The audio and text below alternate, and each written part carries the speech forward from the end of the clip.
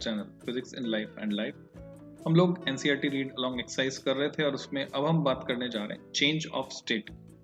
सो तीन तरह की स्टेट से तो सभी फैमिलियर होते हैं, सॉलिड, लिक्विड एंड गैस। चौथी स्टेट जो है मैटर की, वो प्लाज्मा है।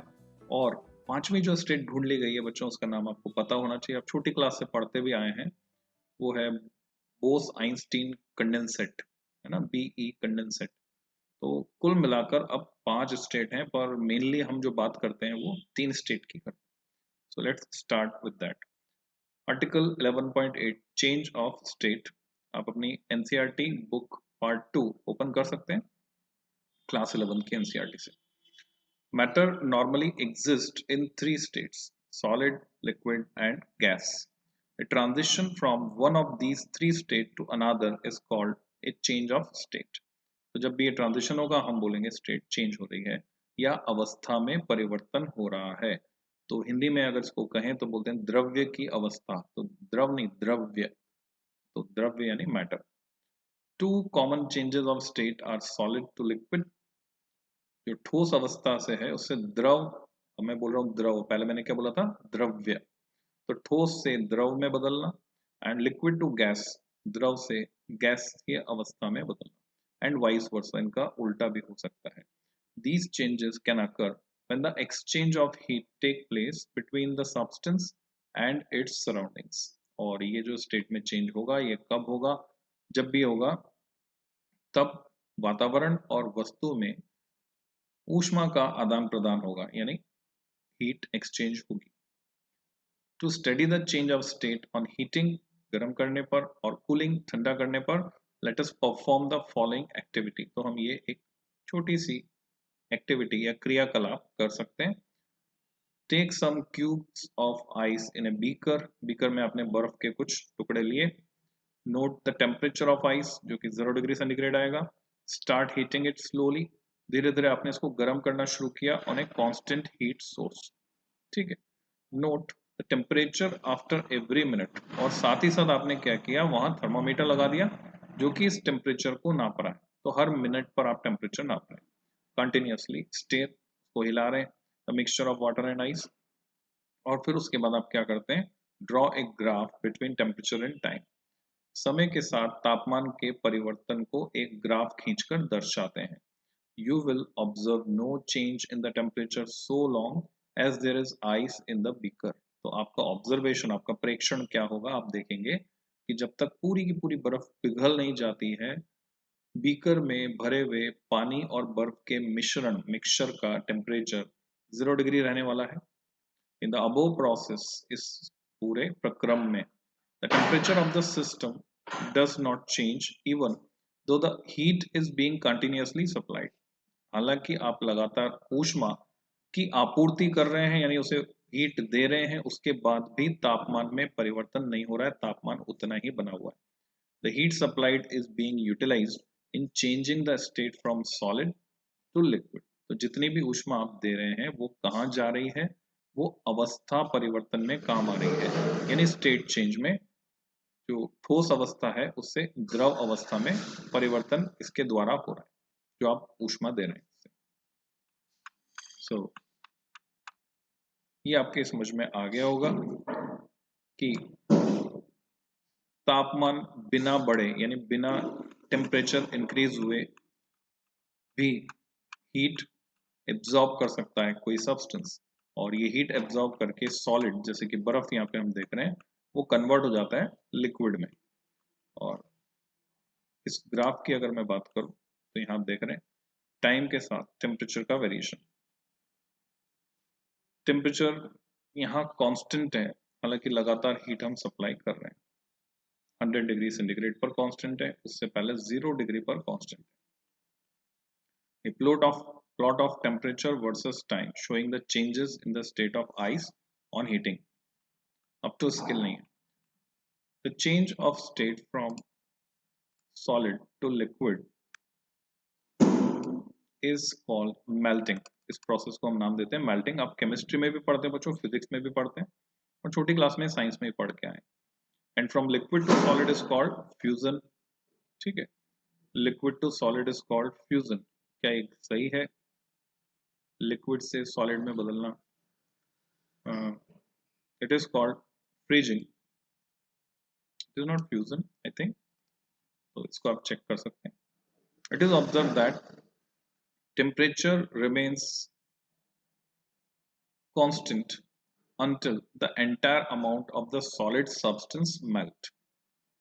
जैसे कि हमने देखा practically, that is both the solid state and the liquid state of the substance coexist in thermal equilibrium.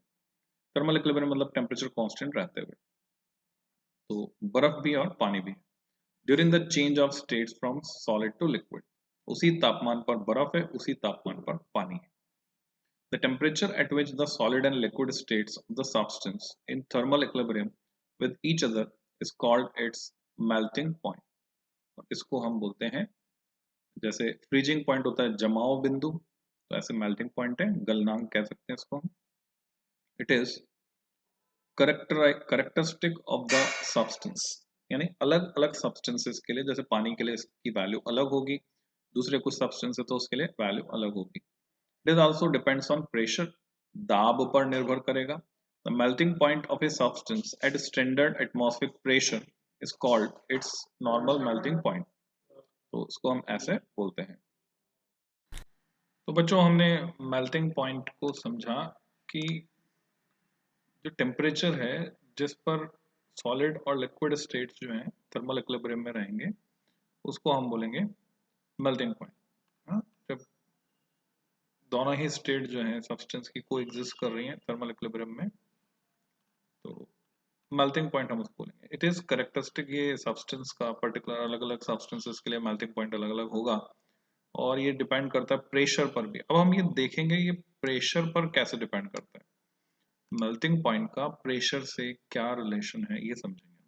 Melting point of a substance eight standard atmospheric pressure, STP जिसको हम बोलते हैं, सी लेवल पर, is called its normal melting point, सामान्य गलनांक कह सकते हैं.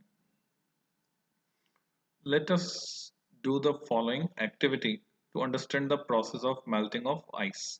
तो फिर से हम एक क्रियाकलाप करने जा रहे हैं बर्फ के पिघलने की प्रक्रिया को समझने के लिए. क्या करना है आपको, take a slab of ice, तो ये आप अपने रेफ्रिजरेटर के फ्रीजर में जमा सकते हैं. टेक ए मेटेलिक वायर, कोई भी कॉपर वायर ले लीजिए या किसी और मेटल का, लोहे का तार भी चलेगा. एंड फिक्स 2 ब्लॉक्स से 5 kg ईच, अब थोड़ा कम ले सकते हैं. एट इट्स एंड्स, लटका दिया आपने दोनों side. Put the wire over the slab as shown in figure 11.10. तो जैसे कि आप डायग्राम में देखेंगे ना, अभी डायग्राम दिखा देता हूं मैं आपको. जैसे कि आप डायग्राम में देखेंगे, हम क्या करेंगे, वायर को ये लटका देंगे. ये स्लैब है आइस की, वायर को इस तरह से लटका देंगे. यहाँ पर ये वेट हो गया दो, और ये वुडन ब्लॉक हो गया जिस पर आइस पड़ी है, या सपोर्ट हो गया जिस पर आइस पड़ी है. So now what will happen,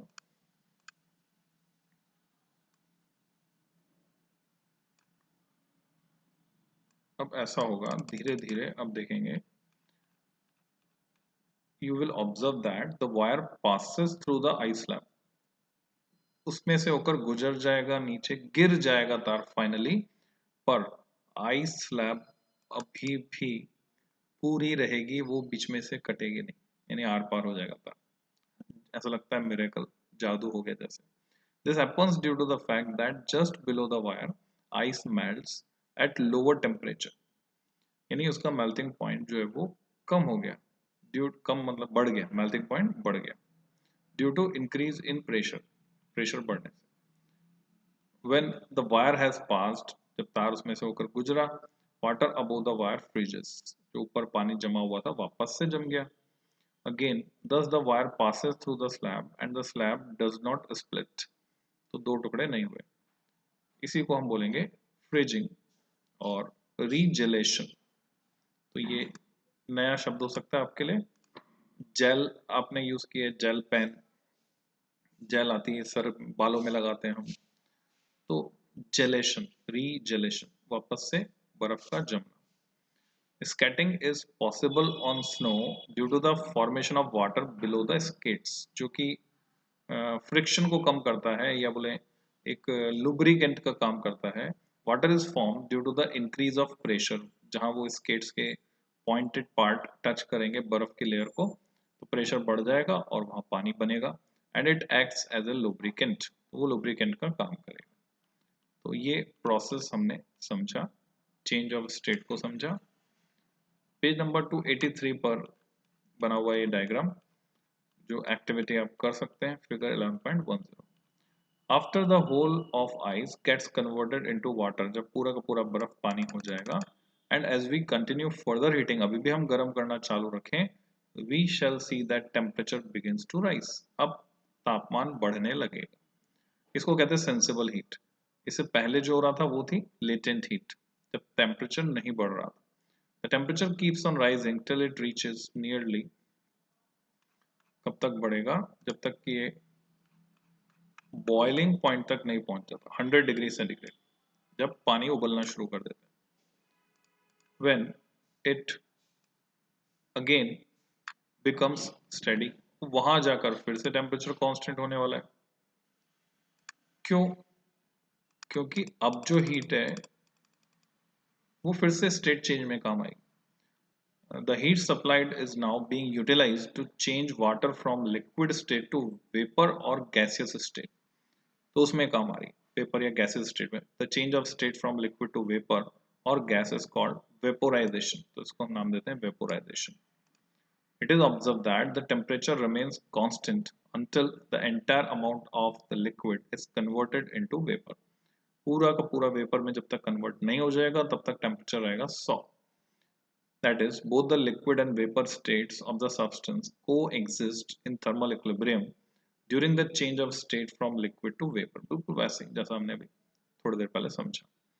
The temperature at which the liquid and the vapor states of the substance coexist,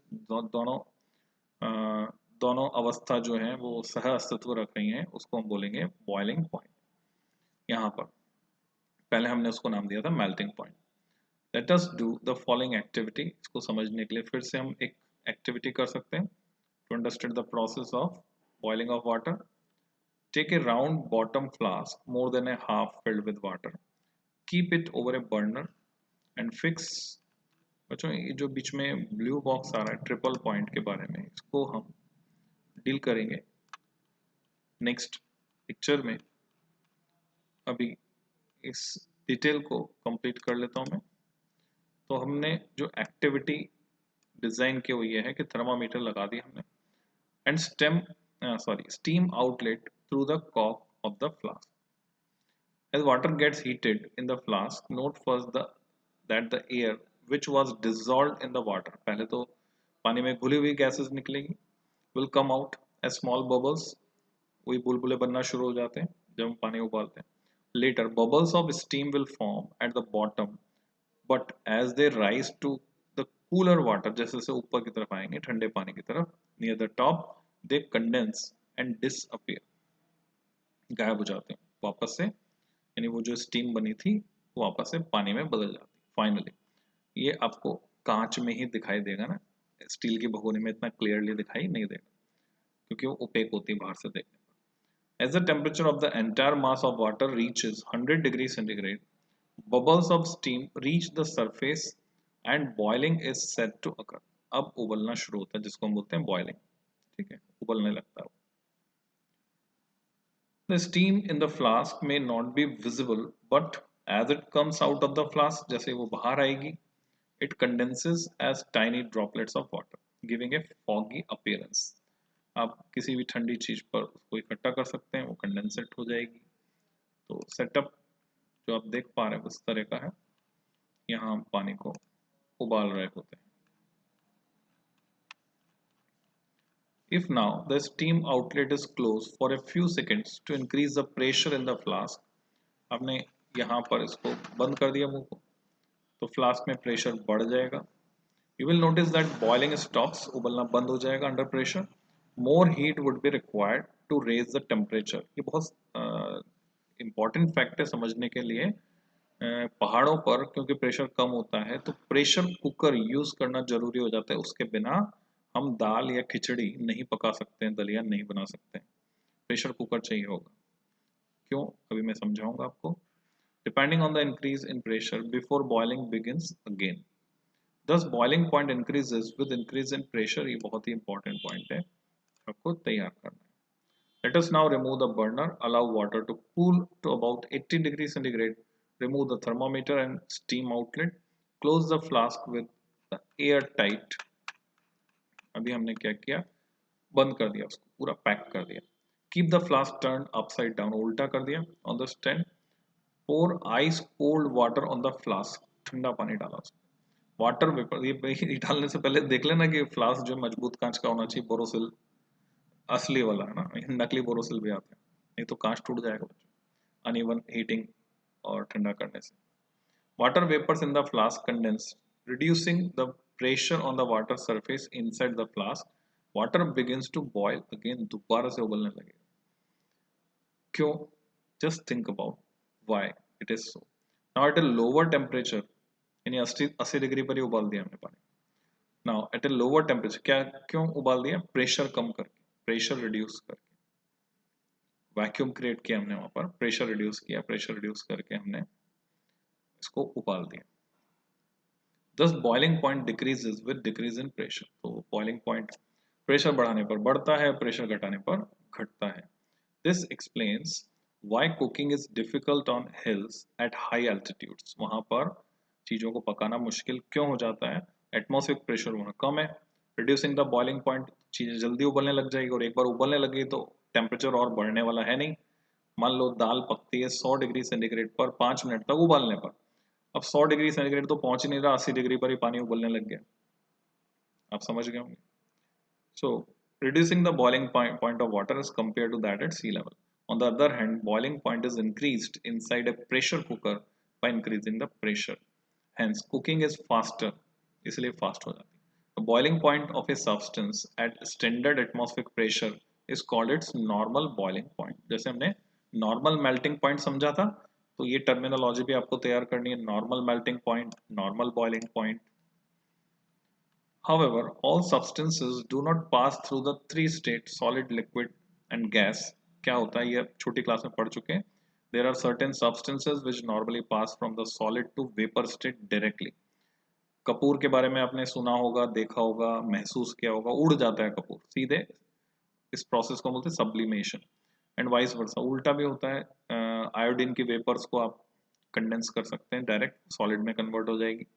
The change from solid state to vapor state without passing through the liquid state is called sublimation।